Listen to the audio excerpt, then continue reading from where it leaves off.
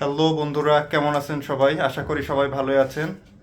তো আজকে আমার ঢাকাতে লাস্ট নাইট। সো এই লাস্ট নাইটটা স্মরণীয় করে রাখার জন্য আমাদের মাহবুব সাহেব বলল মিষ্টি মুখ করা যাক। সো সে অনলাইন থেকে বাকলাভা নামে একটা মিষ্টি অর্ডার করছে।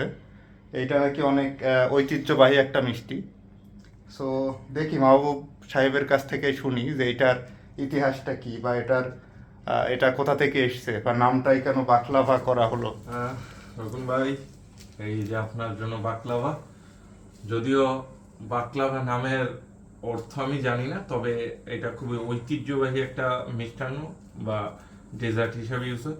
আমাদের দেশে খুব একটা কমন না এটা, তবে এটা মধ্যপ্রাচ্য বা মধ্যযুগ অথবা ভূমধ্য সাগরীয় অঞ্চলে এটা খুবই ফেমাস একটা ডেজার্ট হিসেবে ইউজ হয়। মেইনলি এটা খুব জনপ্রিয় হলো অটোমান সময় থেকে। অটোমান সময়ে এটার খুব চলন ছিল। আহ, অটোমানদের রাজধানী ইস্তাম্বুলে অটোমান রাজপ্রাসাদে এটা খুবই জনপ্রিয় একটা মিষ্টান্ন ছিল। আর যেহেতু এই আমি সিরিজ দেখি, মেহমেদ সিরিজ, ওইখানে আহ, বড় বড় ট্রেতে করে এই বাকলাভার প্রচুর ভিডিও দেখে ভাবলাম যে আপনার সেদিন আমারও প্রথম ট্রাই বাকলাভাটা ট্রাই হোক।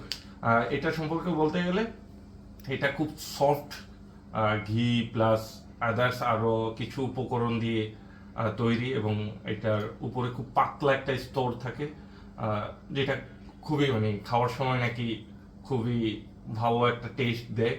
আর এছাড়া মিষ্টির ব্যাপারে আমরা নর্মাল বাংলাদেশ যে মিষ্টি খাই ওটাও ভালো, আর একটা চিনির শিরার মধ্যে আমার চোবানো থাকে বাংলাদেশে। বাট এইটা হলো বাকলাভাগুলো ট্রেতে সাজানোর পর এইটার উপর মিষ্টি বা চিনির একটা শিরা আলতোভাবে দেওয়া হয়।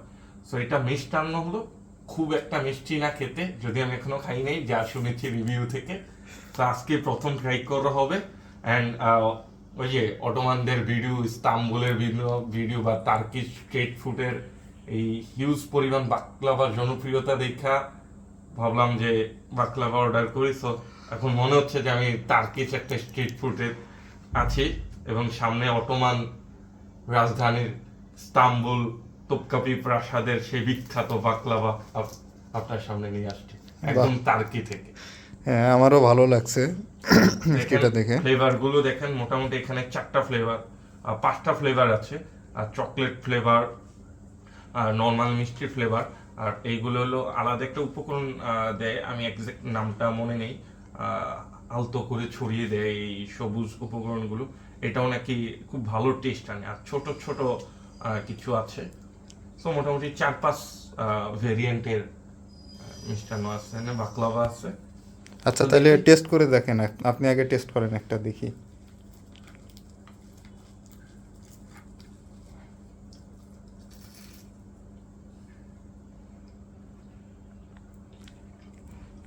কি কেমন? জামশেদ মজুমদারের মতো একটা টান দেন না? আহ, না, আসলে জামশেদ মজুমদার মতন একটা টান আসবে, কারণ বাইরে থেকে নর্মাল ফার্স্ট কামড়ে একটু মচমচ মনে হলো, ভিতরের টেস্টটা মানে ফ্লেভারটা অন্যরকম। আপনি ট্রাই করতে পারেন, এই ফ্লেভারটা আমি এক্সপ্রেস করতে পারতেছি না, বাট খুবই একটা অমায়িক ফ্লেভার। কি ছোট্ট বন্ধু আশফাক কি নিবে না? হ্যাঁ, আমিও নাও। ট্রাই করে দেখি।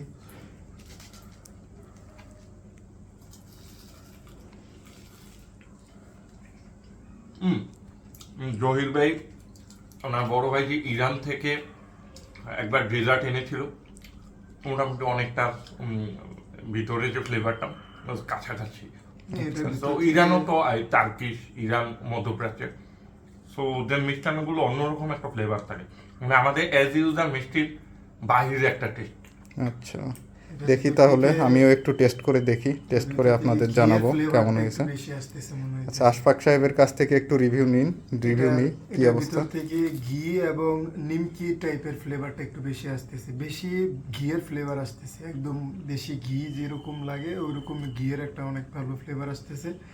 আর সাথে একটু মিষ্টি প্লাস নিমকির মতো একটা আউটার আছে আর কি।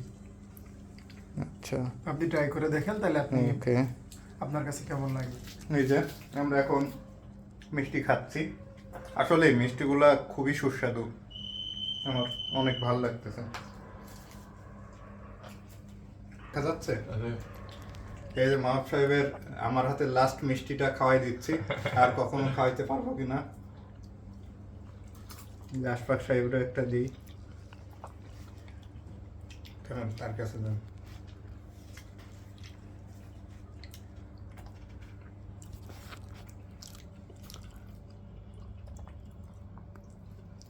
ধন্যবাদ রোকন ভাইকে।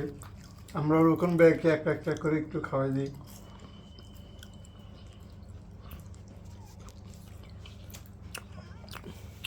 এই দিনগুলো আসলে অনেক মিস করব।